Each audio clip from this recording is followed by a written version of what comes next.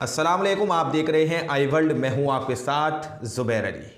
पूरी दुनिया इस जेनोसाइड को अपनी आंखों से देख रही है कि जिस कदर इजराइल ने दोबारा से फ़लस्तीन के गाज़ा के अंदर जो हमला करना शुरू किया है, जिस तरह से वहाँ के बेकसूर मुसलमानों को अपना निशाना बनाने की कोशिश कर रहा है और वहाँ पर कई सैकड़ों की तादाद में फ़लस्तीनी मुसलमान युद्ध विराम के बाद दोबारा से शहीद हुए और वहाँ पर गाज़ा को खाली करने का जो प्रयास कराया जा रहा है, ये पूरी दुनिया अपनी आंखों से देख रही है। ये सारा काम डिफेंस के नाम पर हो रहा है। ये सारी तस्वीरें पूरी दुनिया के सामने हैं, लेकिन पूरी दुनिया खामोश बैठी है।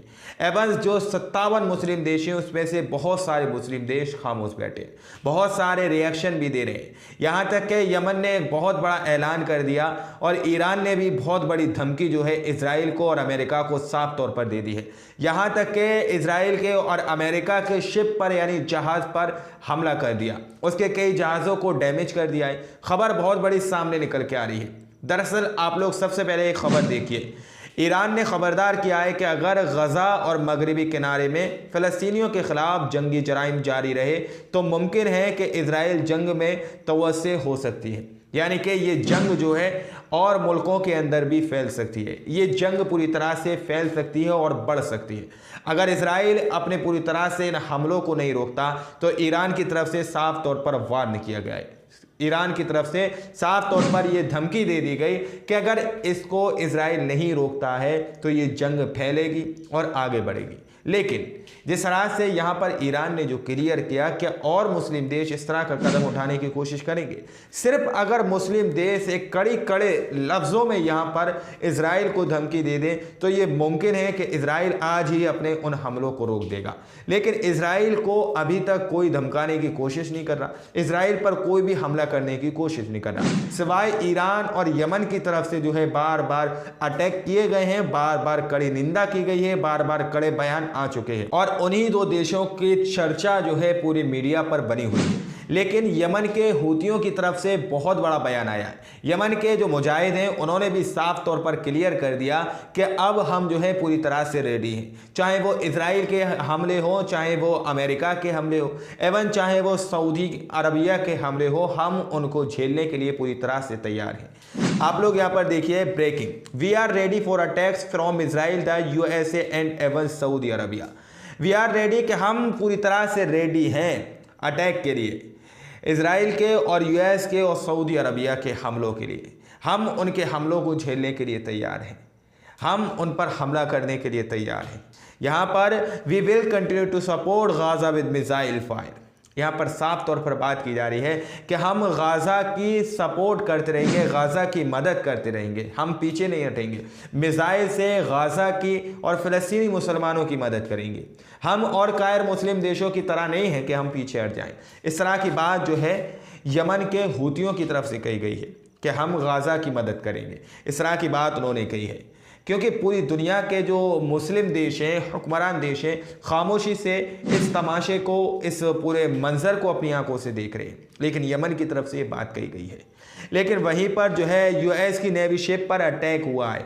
आज लाल सागर पर एक अमेरिका की शिप पर जो है यमन के हूतियों ने पूरी तरह से उस पर हमला किया और उसको पूरी तरह से डैमेज कर दिया। लाल सागर पर यूएस की यानी अमेरिका की एक शिप निकल रही थी और उसको अपना निशाना बनाते हैं, उसको ध्वस्त करने का काम करते हैं। The USS Carney a US Navy ships were attacked today in the Red Sea by anti ship missile and drones launched by Yemen Houthi. साफ तौर पर यहाँ पर बात कही जा रही है कि मिसाइल से और ड्रोन से जो है उस शिप पर जो है हमला किया गया है, उसको अपना निशाना बनाया गया है। यमन के हूतियों की जो हिम्मत है उसकी हम दाव देती है। जिस तरह से वो ये काम करने की कोशिश कर रहे हैं, फ़लस्तीनी मुसलमानों के कंधे से कंधा मिलाकर खड़े होने की जो कोशिश कर रहे हैं और गाज़ा के मुसलमानों को बचाने की कोशिश कर रहे हैं, वाकई में ये काबिल तारीफ़ है। क्योंकि जिस तरह से इंसानियत के ख़िलाफ़ आज इजराइल अपने आप में दम भर रहा है, जिस तरह से फ़लस्तीनी मुसलमानों के ख़िलाफ़ वो जंग कर रहा है, उनका जेनोसाइड कर रहा है, लेकिन इसके बावजूद इंसानियत पसंद लोग, अमन पसंद लोग खामोशी से मुंह में दही जमा कर बैठे हुए हैं।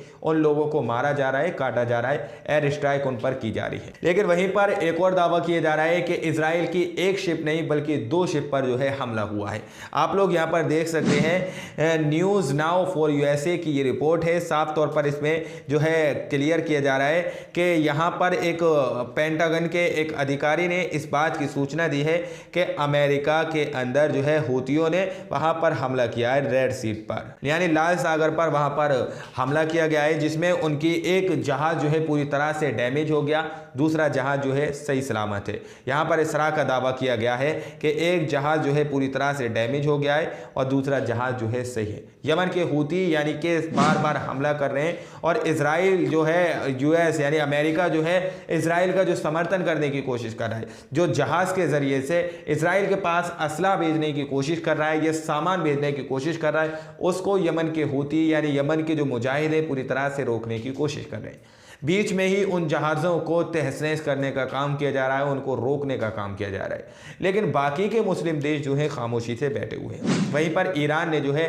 साफ तौर पर ये बात कह दी है, if Israel does not stop the war will spread, कि अगर इज़राइल जो है इस जंग को, इस हमलों को नहीं रोकता तो ये जंग फैल सकती है, ये जंग फैलेगी। इसलिए इज़राइल को चाहिए कि इस जंग को आज ही बंद करे, इस जंग को, इन हमलों को आज ही ख़त्म कर दे, वरना ये जंग फैल सकती है। ईरान की तरफ से कड़े शब्दों में ये बात कही गई है, लेकिन बाकी मुस्लिम देश खामोशी से क्यों बैठे हैं, ये एक बहुत बड़ा सवाल है। आखिर क्यों वो लोग अपने ताल्लुकात को, अपनी जो है खामोशी को इस तरह से इख्तियार किए हुए हैं, खामोशी से बचने की कोशिश कर रहे हैं, बावजूद इसके अपनी आंखों से सारा मंजर आम देख रहे हैं, सारे मंजर आम को अपनी नज़रों से देख रहे हैं, क्योंकि किस कदर वहाँ पर फ़लस्तीनी मुसलमान, फ़लस्तीनी बच्चे तड़प तड़प कर अपना दम तोड़ रहे हैं, अपनी सांसें छोड़ रहे हैं और शहीद हो रहे हैं, लेकिन फिर जो है मुस्लिम देश खामोशी से बैठकर ये तमाशा देख रहे हैं।